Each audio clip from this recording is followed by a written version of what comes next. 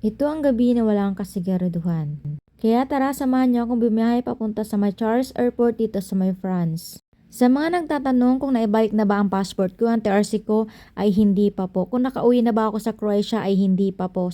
Kaya na nga umaga ay pumunta ako sa may Croatia Embassy. Dala-dala ko ang pangatlong police report na nakuha ko pa sa pinakamalaking prefecture ng police dito sa may Paris, France.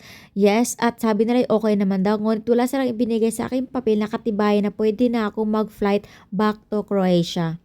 And after more than 30 minutes ng pagdadrive ay nakarating na tayo dito sa may terminal ng Charles dito sa France. It's around 11 p.m. na yan nakapasok tayo sa airport and tayo magpapahinga muna tayo dito while waiting sa ating magiging biyahe later kung ano ang maging result. 3 days ago pa nga lang ay binuko na talaga yung ticket na yan. Kat wala akong siguraduhan kasi kahit wala pa akong hawak na mga papel na katibayan na pwede na talaga ako mag-flight papunta pabalik sa Croatia. At ito nga pinadalan pa nga ako ng kumot ni ate yung nag-ampon sa akin. Yes, thankful pa rin ako kasi may nag-ampon sa akin. At ang travel documents na talaga na meron ako ngayon is affidavit of lost passport, electronic na TRC, electronic na OIB kung saan nakalagay yung address ko, 3 identity declaration, at 2 police report or police incident report.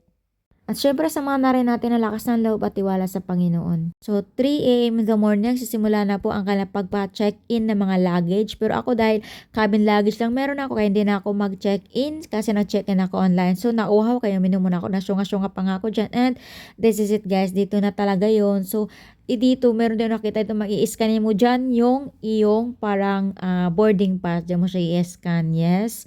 Dadaan ka sa kanilang parang security. And yun, nakapasok sa kanilang security. Ayan na. And waiting na lang tayo sa boarding talaga guys. Pero ang ganda ng airport nila. Diba? Ang bongga-bongga. No? O, ngayon nag-iisip talaga ako yan ang gagawin ko. Ano, isasagot ko. Andiyan yung kabaw. May OMG. Totoo na ba to? Gagarap ko ba talaga? Paano lang kung hindi matuloy? Ganun, ganyan. Dami ko iniisip talaga dyan. Oo, pero ang laki ng airport nila. O. So, hinahanap ko yung making boarding gate. So, sa ano yun? Sa 54DS. So, ito na. Tambay muna tayo dito kasi nga 6:35 a.m. pa yung flight. So, siguro magpapaboarding sila is mga around mga 5:45, gano'n naman talaga, 'di ba? So, ayun, tambay-tambay muna. And, after that, ito na nakapila nga dyan ko. So, ayun, pagkapila ko dyan, chinik yung ano ko, yung iningi yung passport. Sabi ko, wala akong passport. So, nilabas ko lang agad yung mga documents ko. And, ayun, may tinawagan yung ano. So, buti na parang lalaki. No, parang lalaki, buang. Parang kabayan yung ano yata nung ano airlines. So, EasyJet Airlines pala yan sinakyan ko. And, ayun, nakalusot tayo, guys. Yes, finally. Dito na tayo sa loob. Yes, yes. I'm so thankful kay God talaga. As in, natuwa talaga ako pagkarating ko. Sabi ko, as in yung, pero hindi ako pagdating ko doon sa may boarding nga guys, parang hindi ako kinabahan kasi nga may tinawagan, sabi niya, okay, nawala yung passport, ganito, ganyan ko. Yes, and ngayon, ito na.